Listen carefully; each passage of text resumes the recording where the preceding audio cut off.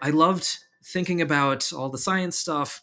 I loved watching what NASA was doing because growing up in Florida, this was the time of the space shuttle, and you could see those launches with your own eyes, even if you were nowhere near Cape Canaveral. And so it was exciting to see all those things they were doing. Science fiction became my favorite genre by far. I watched Star Wars more times than I could count when I was a kid. And I love the imagination of, just there's so much out there that's undiscovered that we don't know yet. And science is such a great way to figure these things out and to understand the universe and the world that we live in and why it works the way it does.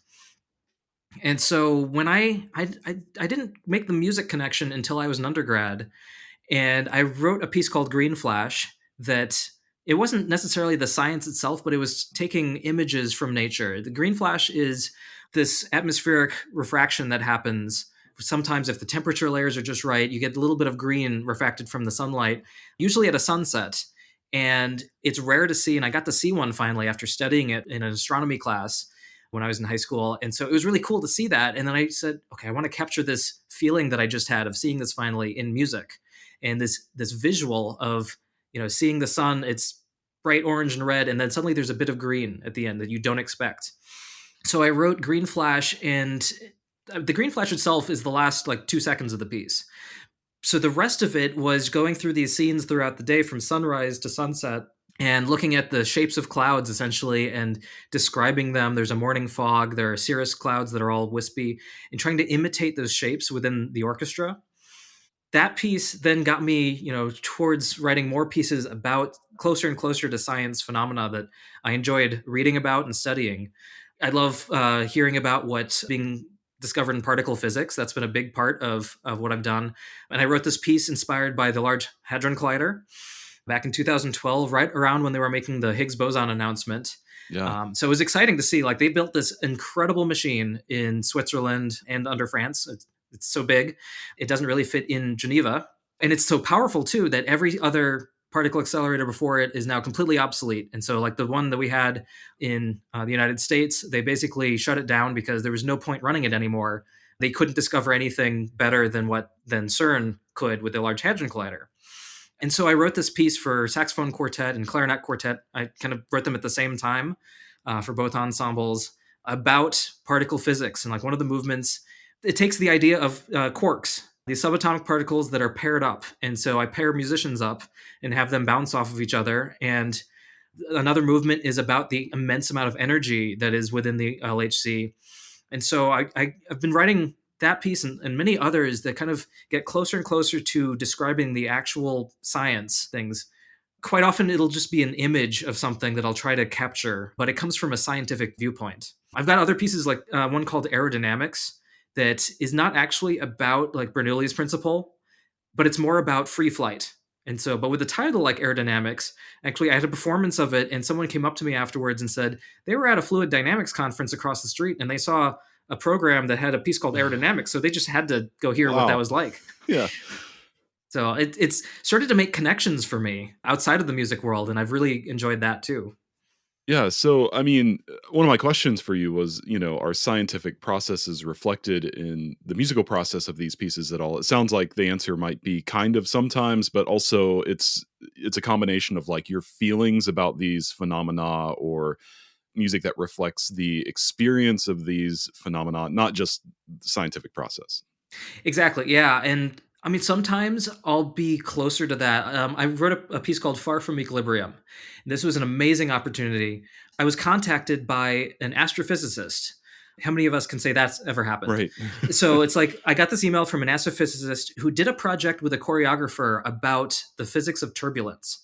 And that's what she studies. It's her name's Elizabeth Hicks, and she works in the Chicago area and does a lot of research in astrophysics, and especially of how turbulence happens at extremely high temperatures and pressures. But she wanted to find a way to describe, what the stuff that she's been researching to the general public in a clear way.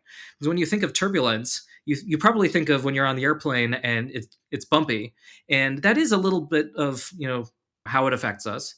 but there's so much more to the science behind turbulence.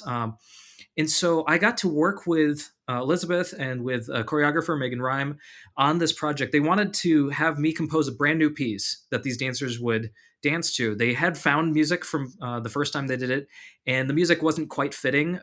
So they wanted to have a new piece that actually fit the science principles and could really show the audience what what the science of turbulence is. And I had many lessons with Elizabeth where she would describe some of the principles, some of the math, the like different shapes as the energy of a fluid changes. You actually get patterns that are very predictable.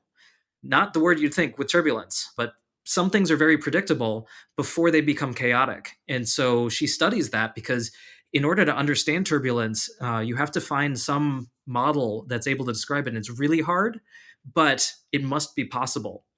So we also talked a lot about chaos theory and attractors and strange attractors and the things that she has to deal with. Computer simulations even came up. Like one of the movements of Wow. this piece is essentially a computer simulation of let's take the same starting point and then see as it progresses to completely different amounts of chaos. Because there's something that is just impossible to measure that's going to change everything down the road, like butterfly flaps its wings kind of thing. So I learned all of this, and then I got to work with a choreographer too. That was really eye opening to see like what is the process of how do dancers work versus how do I work as a musician. This is a time that I got to collaborate with Andy Hudson, who's a mutual friend of ours and such a great musician and loves to nerd out. And that's one of the ways that we connected. I wrote LHC for him, and then years later, I got to write Far From Equilibrium for him as well, where I explore all of these things. And so this piece is sort of like four movements that are each a snapshot of a different element of how does a scientist understand turbulence? How do they do the research to figure it out? And then you can see with the dancers, like, here's what it looks like if you can see every single molecule in water that's boiling. Like, Yeah. that's what the dance is trying to do. And that's what the music also tried to do.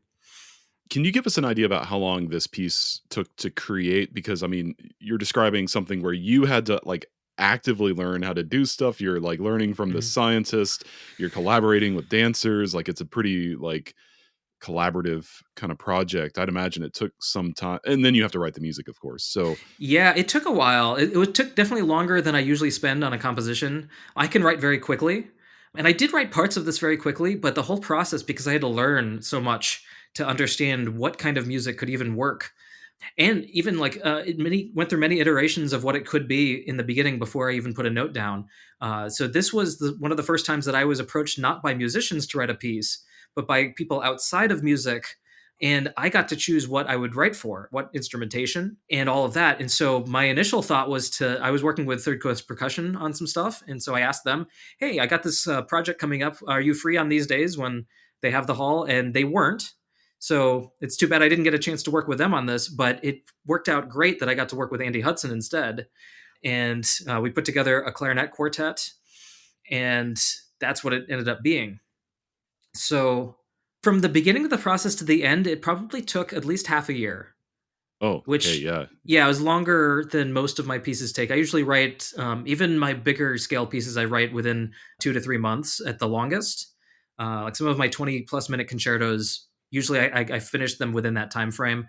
But this piece was more like 6 months of work, mostly of learning what was even possible and just conceptualizing and big picture things and working with figuring out what the dancers could do and how that could then relate to the music. But it was such an enriching experience Oh, I believe it. to do that, to learn how does a choreographer think, also how does an astrophysicist think, how do they come up with new ideas, how do they test those ideas and make sure that they work. One of the topics that came up many times was that failure is not a bad thing, it's actually a positive thing, it's part of the process.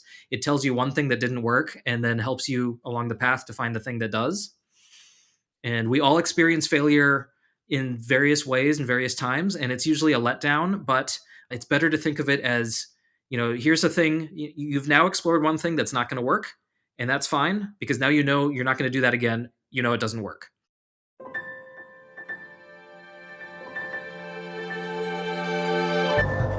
Thank you so much for tuning in to Micromaker by Loose Leaf Transmissions. We hope you enjoyed this brief glimpse into the inner workings of the creative life. If this resonated with you, be sure to check out the full conversation on Music Maker with Tyler Kline, a podcast exploring craft and process, philosophy and inspiration, and the honest, often messy parts of being an artist, creative uncertainty, purpose and identity, and resilience.